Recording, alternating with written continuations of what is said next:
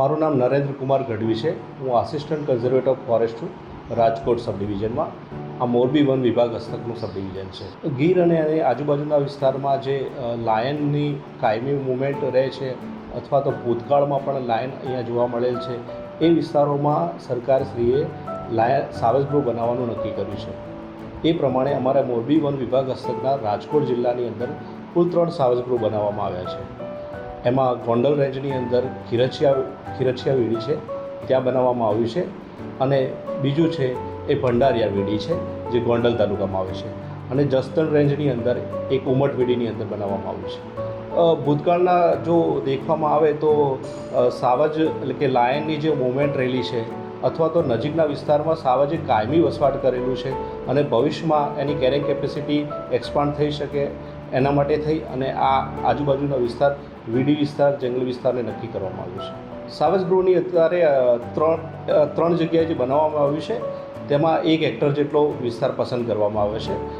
શરૂઆતમાં તો એને પાણી મળી શકે જાનવરો માટે, અને પાણીની વ્યવસ્થા એક આર્ટિફિશિયલ કુંડીની વ્યવસ્થા મધ્યમાં કરવામાં આવી છે, અને સાથે સાથે પોન્ડ પણ બનાવવામાં આવ્યા છે, આર્ટિફિશિયલ પોન્ડ બનાવવામાં આવે છે, અને એની આજુબાજુ ઘાસનું વાવેતર કરવામાં આવ્યું છે, અને કુલ 4 સ્ટ્રીપની અંદર આવી રીતે વાવેતર કરવામાં આવ્યું છે રાઉન્ડ શેપની।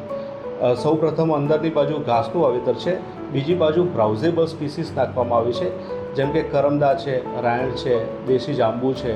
આ પ્રકારની બ્રાઉઝેબલ સ્પીસીસ જે તૃણાહારી પ્રાણીઓ માટે કામમાં આવે એનો ખોરાક છે।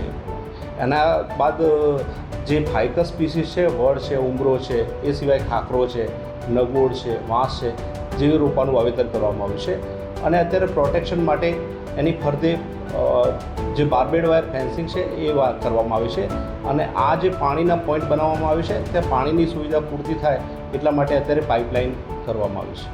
અત્યારે ખાસ કરી અને સાવજ ગૃહની આજુબાજુના જે વિસ્તાર છે તેમાં ગ્રામીણ વિસ્તાર થોડો દૂર છે, પણ આ વિસ્તારની અંદર લાયનની કાયમી મૂવમેન્ટ થાય અને લાયન અહીંયા સ્થાયી થાય એ બાબતે સ્થાનિક લોકોનો સાથ સહકાર તો મળતો જ રહે છે, અને લોકોએ ખાસ કરી અને આ જે વૃક્ષો આ લાંબા ગાળાનો પ્રોગ્રામ છે, એટલે આ વૃક્ષો મોટા થાય એની તકેદારી રાખવી જોઈએ। આ જે છે ને લાસ્ટ 2025 એપ્રિલ મહિનામાં જ્યારે લાયન સેન્સસની ગણતરી થઈ ત્યારે આપણે જેતપુર જિલ્લાના જે ગ્રામીણ વિસ્તાર છે ત્યાં ગણતરીમાં 6 લાયન જોવા મળેલા હતા, જે આ ખારચિયા વીડી છે એનાથી લગભગ એરિયલ ડિસ્ટન્સમાં 15 કિલોમીટર દૂર છે, ત્યાં એમનું કાયમી વસવાટ જોવા મળે છે। રાજકોટ જિલ્લાની વાત કરું તો આ છેલ્લી ગણતરીમાં 6 નોંધાયેલા છે, અને ભવિષ્યમાં સંભાવના સારી છે।